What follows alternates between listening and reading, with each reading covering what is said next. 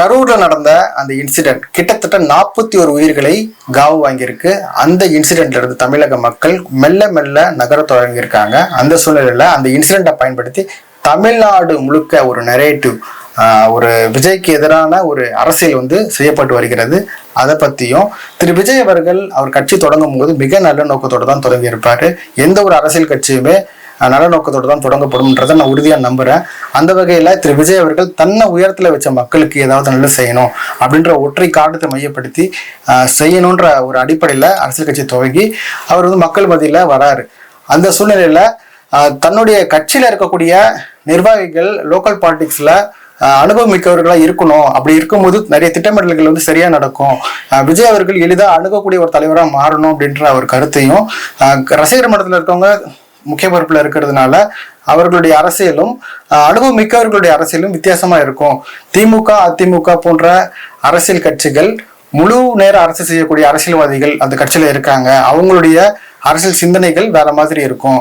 So அதை எதிர்கொள்றதுக்கு, அதை compensate பண்றதுக்கு ஏற்ற வகையில உங்களுடைய கட்சிகள்லையும் பொறுப்பாளர்கள் அரசியல் பண்ணக்கூடிய ஆட்களா இருக்கணும். தற்போது உங்க கட்சியில இருக்கக்கூடிய நிர்வாகிகள், பொறுப்பாளர்கள் உங்கள் மீது அன்பும் விசுவாசமும் கொண்ட நபர்களாக அறியப்படுகிறார்கள். அவர்கள் உங்களோடு நிற்கிறார்கள். பல ஆண்டுகளாக ரசிகர் மன்றத்திலும் கூட இருக்காங்க. அதனால நீங்க பொறுப்பாளராக போட்டிருக்கீங்க.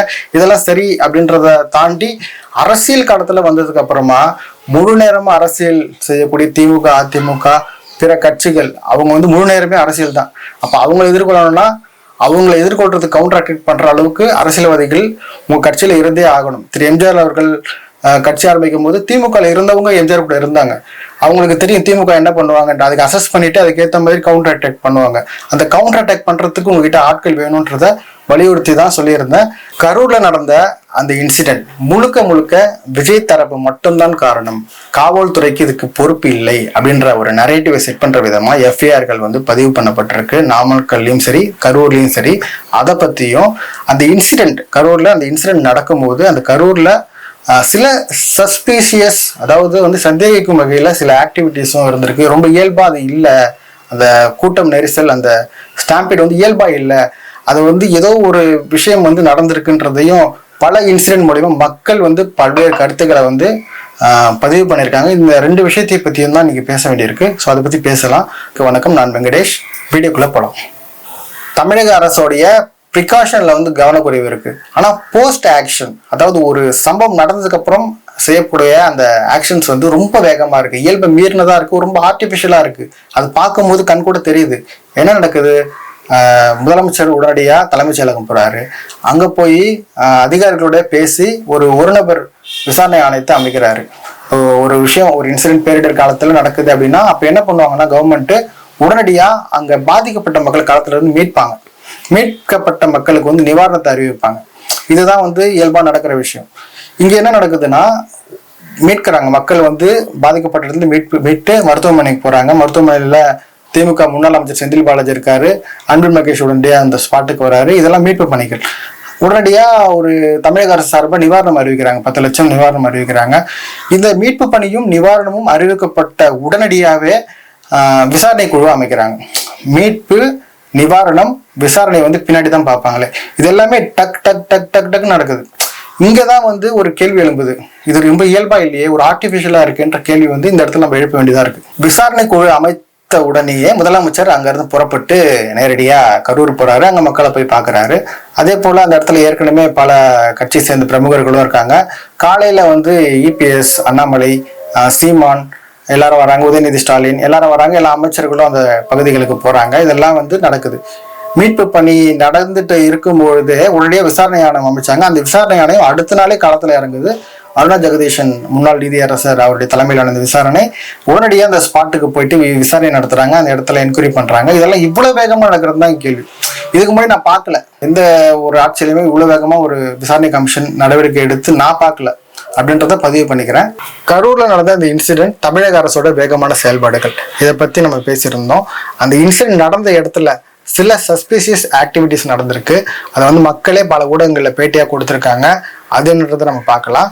குறிப்பா அதுல முக்கியமா இந்த ஸ்டாம்பேட் நடக்கிறதுக்கு முக்கியமான காரணமா கருதப்படுறது அந்த கூட்டத்துக்குள்ள நெருக்கடியான நேரத்துல மக்கள் ஒன்றன் பின் ஒருத்தரா அடர்த்தியா காற்று கூட போக முடியாத ஒரு நெருக்கத்துல நிக்கிறாங்க. காலையில இருந்து நிக்கிறாங்க, வெயில் தாக்கம், தண்ணி குடிக்க முடியல, சாப்பாடு கிடைக்கல. இந்த மாதிரி சோர்வான நிலையில் நிற்கும் போது அந்த குறுக்கலான பகுதியில தான் அந்த இடமே கொடுத்துருக்காங்க. அந்த பகுதியில வந்து தொடர்ச்சியா ஆம்புலன்ஸ் வந்து போறது நடந்திருக்கு. குறிப்பா இதுக்கு முன்னாடியுமே திரு எடப்பாடி பழனிசாமி அவர்கள் அவரோட கூட்டங்கள்லையுமே இந்த ஆம்புலன்ஸ் போன அந்த விஷயங்களை வந்து அவரே குற்றச்சாட்டா பல இடங்கள்ல வந்து பதிவு பண்ணியிருக்காரு.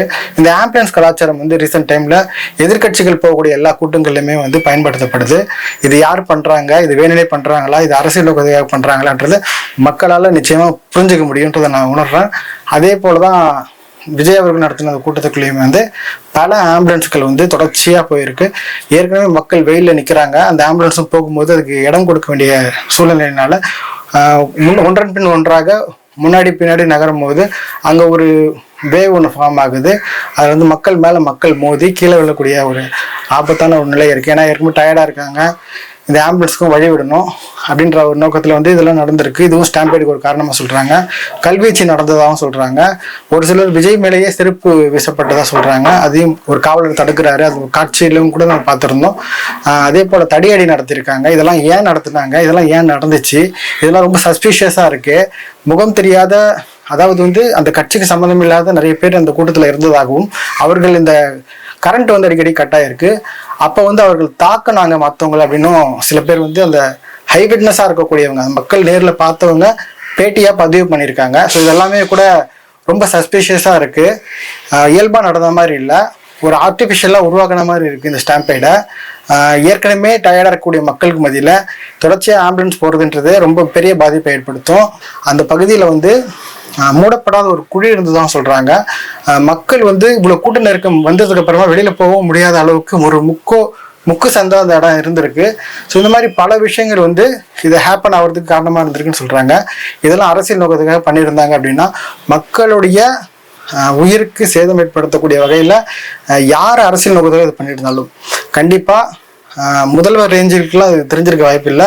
இது போன்ற சம்பவங்களுக்கு வந்து ஒருபோதும் ஒப்புக்கொள்ள மாட்டார் அப்படின்றத நான் முழுமையாக நம்புகிறேன். ஆனால் அங்கே லோக்கல் பாலிடிக்ஸில் இருக்கவங்க இது மாதிரி ஏதாவது பண்ணாங்களா, உண்மையிலே மக்கள் சொல்லக்கூடிய அந்த குற்றச்சாட்டு, ஐவிட்னஸாக பார்த்தவங்க சொல்லக்கூடிய குற்றச்சாட்டில் உண்மைத்தன்மையை வந்து அறிஞ்சு கண்டிப்பாக இதுக்கான ஒரு தீவிரமான நடவடிக்கையை எடுக்கணுன்றதை மட்டும் நான் கேட்டுக்கிறேன். இதெல்லாம் அந்த இன்சிடென்ட் நடக்கும்போது நடந்த விஷயங்கள். இன்சிடென்ட் நடக்கிறதுக்கு முன்னாடி தடுக்கிறதுக்கான பல வாய்ப்புகளுமே இருந்திருக்கும். குறிப்பாக வந்து விஜய் அவர்கள் போகக்கூடிய இடங்கள்லாம் எந்த அளவுக்கு கூட்டம் வருது அப்படின்றத மக்களுக்கு தெரியும். மீடியாக்கள் வந்து எல்லாமே கவரேஜ் பண்ணி காட்டிட்டு இருக்காங்க. காவல்துறைக்கு உறுதியாக தெரியும். மற்ற கட்சி தலைவர்கள் ஒரு கூட்டம் கூட்டுறாங்க அப்படின்னா 10,000 பேர் வரேன்னா அங்கே 5,000 பேர் வருவாங்க, 10,000 பேர் வருவாங்க, மிஞ்சி போனால் ஒரு 12,000 14,000 பேர் வருவாங்க. இவ்வளோதான் நடக்குமே. ஆனால் விஜய் போனால் அந்த கட்சிக்காரங்களையும் தாண்டி பொதுமக்கள் வராங்க, சின்ன சின்ன குழந்தைகளை கூப்பிட்டு வராங்க. எவ்வளவு முறை சொன்னாலுமே காவல்துறை சார்பாகவும் அறிவுறுத்துறாங்க, கட்சி தலைமை சார்பாகவும் அறிவுறுத்துறாங்க. குழந்தைகள், கர்ப்பிணி பெண்கள், முதியவர்கள் வரக்கூடாதுன்னு ஓப்பனாக அனௌன்ஸ்மெண்ட் பண்ணி தான் அவங்க கூட்டத்தையே ஆர்கனைஸ் பண்ணுறாங்க. ஆனாலும் அவரை பார்க்கணுன்ற ஒரு ஆர்வத்தில் எல்லாரும் வராங்க. கரூர் வேலிச்சாபுரத்தில் நடந்த அந்த சோகமான உயிரிழப்பு நிகழ்வுக்கு விஜயும் தாவேக்காவும் மட்டும்தான் காரணம் அப்படின்ற ஒரு நரேட்டிவை தொடர்ச்சியாக காவல்துறை அதை பதிவு பண்ணிகிட்டே இருக்காங்க. எஃப்ஐஆர்லையும் அந்த மாதிரி தான் பதிவு பண்ணப்பட்டிருக்கு. அதே போல் அந்த திமுக கட்சியில் பணம் பெற்று வாழக்கூடிய அந்த மனிதர்கள் வந்து தொடர்ச்சியாக சமூக ஊடகத்தின் வழியாக விஜய் பெரிய குற்றவாளி, அவரை வந்து அரெஸ்ட் பண்ணணும் அப்படின்ற பல்வேறு கருத்துக்களை வந்து எழுப்பிட்டு இருக்காங்க. இதில் வந்து காவல்துறைக்கும் அரசுக்கும் சம்மந்தம் இல்லை, கட்சிக்கு மட்டும்தான் பொறுப்புன்னு சொல்லிட்டு நம்ம ஒதுங்கிலாம் நிற்க முடியாது. அரசாங்கமும் பொறுப்பு. ஏன்னா மக்களை காக்க வேண்டியது அரசாங்கத்தின் முதன்மை கடமை. அப்படின்னும் போது அந்த வேலுச்சாபுரத்தில் விஜய் மாதிரி ஒரு பிரபலம் வராரு அப்படின்னா அங்கே எவ்வளோ கூட்டம் கூடும்ன்றத காவல்துறை அசஸ் பண்ணியிருக்கணும். அந்த இடத்துல பர்மிஷன் கொடுத்துருக்க கூடாது. ஏற்கனவே தாவேக்கா வேறு பகுதிகளில் வந்து உழவர் சந்தை மைதானத்தில் வந்து கேட்டிருக்காங்க, கொடுக்கல. அதே போல் ரவுண்டானா பகுதியில் வந்து கேட்டிருக்காங்க, அங்கேயும் கொடுக்கல.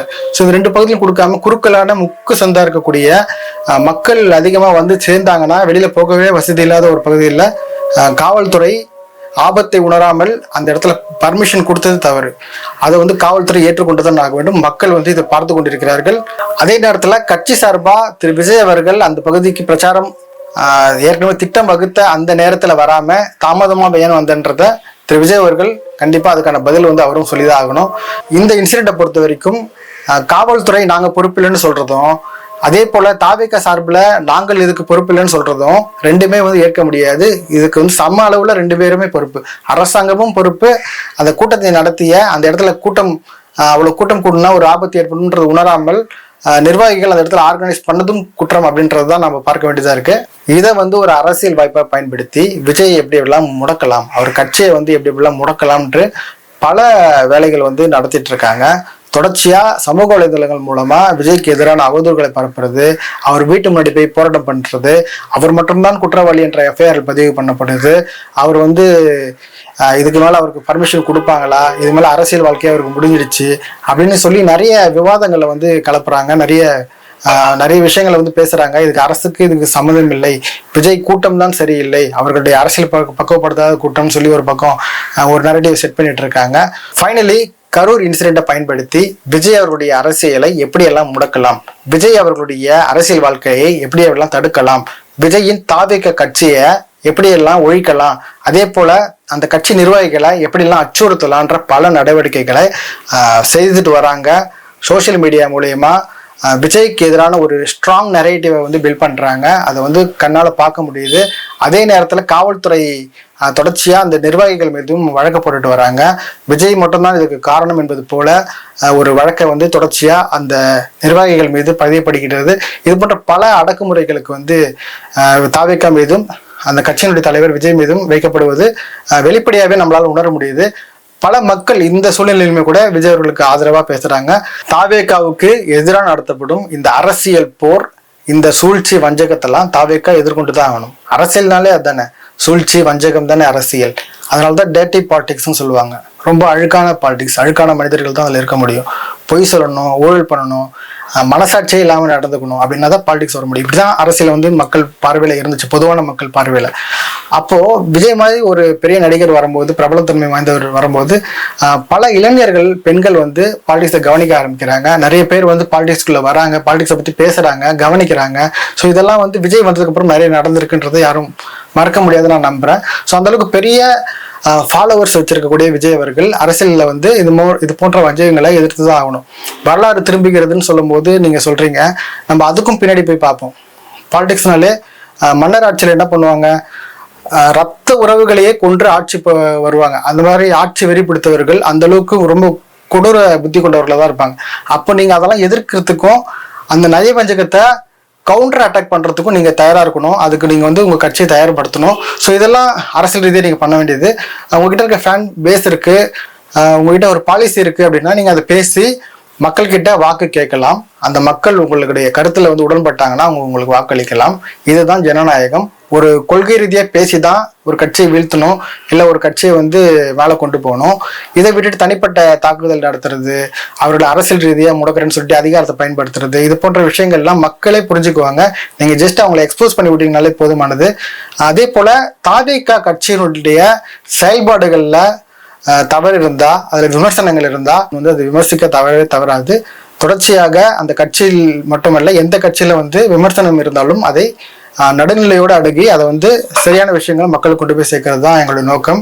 மக்களே, மீண்டும் ஒரு முறை வேறு ஒரு அரசியல் நிகழ்வோடு நான் உங்களை சந்திக்கிறேன்.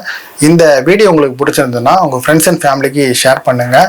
இந்த சேனலுக்கு சப்ஸ்கிரைப் பண்ணி உங்க ஆதரவு கொடுங்க. நன்றி, வணக்கம்.